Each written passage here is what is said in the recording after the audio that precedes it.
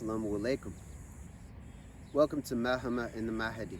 In today's episode, let's discuss fake Mahdis, pseudo Mahdis, artificial and synthetic Mahdis, lying Mahdis.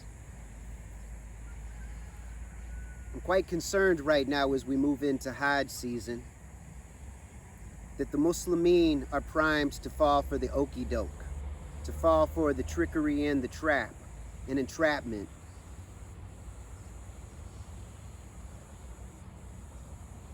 So let's discuss this. Let's think about the problem at hand. What do I mean by fake Mahdis? Well, since very early in the history of the Muslim Muhammadan community, we have had fake Mahdis step forward. People who make a claim to such a title, to such a name, to such authority. Some who have been placed there by outsiders, some from insiders, some out of self-delusion, some out of mental instability and mental illness. We still see this potentiality today. We can see this starting off during the Umayyad era, during the Abbasid era, among the Fatimids. We see this traveling forward in time, closer to us, in 19th century Sudan, during the Mahdi movement that took place there. Maybe 100-something years after this, we see 1979, the Mecca debacle that takes place. That there's some great videos on that if you want to look at what happened in 1979 with the fake Mahdi and the movie script scenario, where hadith were laid out and back engineered in order to create almost a cinematic experience for the Muslim community. Perhaps this was a psyop. Perhaps this was a test to see just how pliable and manipulatable the Muslim community is or was at that time. I would argue that the Muslim Ummah is now even more pliable and mind-controlled than they were back then. And there are a number of reasons for this.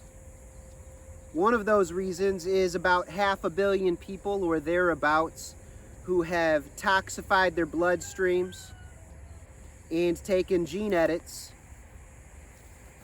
and joined a transhuman medical experiment. Many of whom are facing the consequence of this currently, and it will continue to unfold in months and years to come. May we find a remedy. But to find a remedy requires people seeing that there's a problem.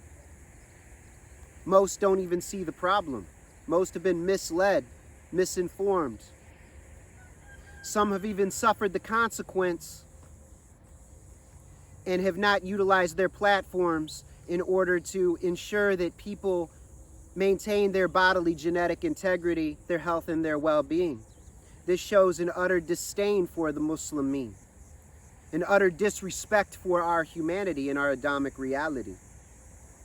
So because of this is evidence, massive evidence, as to the great deception, the great delusion that has come over the Muslimin. And the Muslim Ummah is now ripe for conquest.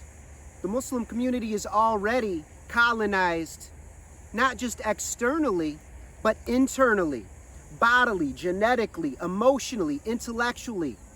Look at the emotional reactivity.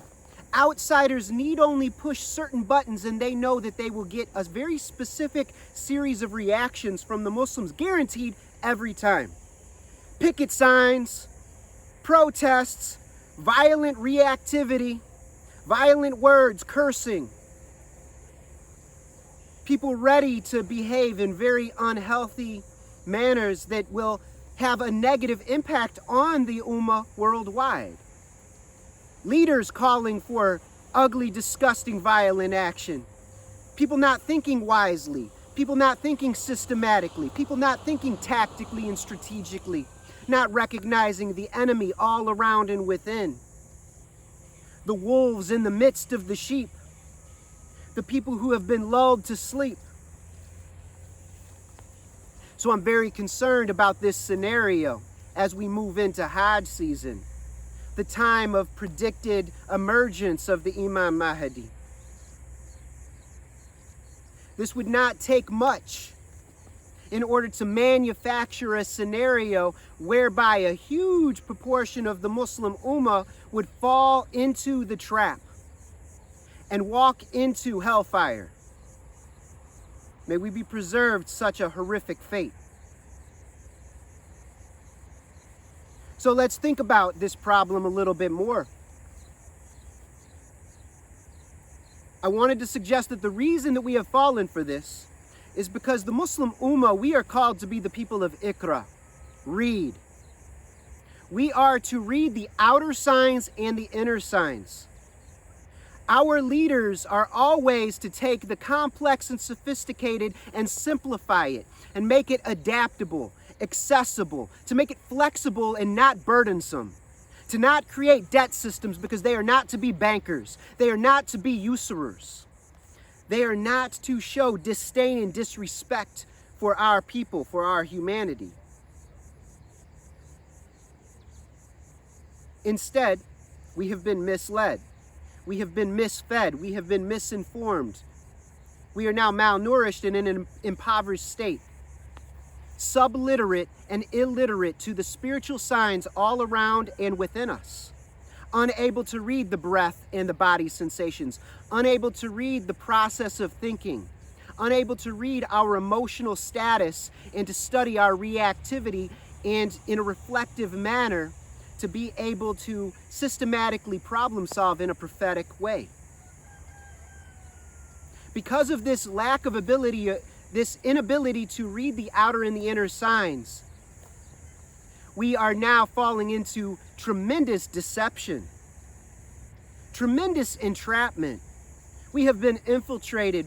We have been laid waste. We have been attacked from within and all around. This is the satanic prerogative, the satanic paradigm. We are taught to be supremacist and to feel inferior.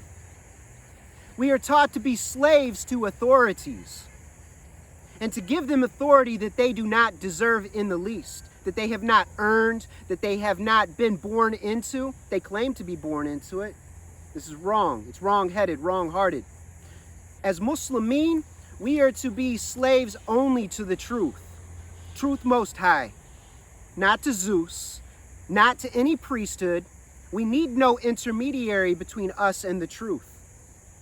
This is why leaders have an obligation to simplify the complex and to give us a toolkit, provide toolkits and means to be able to read reality properly and to live in an ethical, pure manner and to reach and achieve and realize our true human potential as the children of Adam alayhi salam, to attain spiritual maturity, to attain perfection and beautification and excellence, to draw near to the Creator and to live a very creative, beautifully expressive, artistic life. To see, not just to speak subhanAllah, but to see the glory of Allah as it fills the earth and to live accordingly. So I'm going to go ahead and bring this episode to a close and continue with this to be able to lay out more of the dangers that we face this Hajj season and in the coming ones, inshallah. May we be safe from harm. May we come out of all deception and all delusion.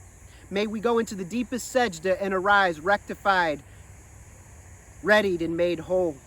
Inshallah. Assalamu alaikum wa rahmatullahi wa barakatuh.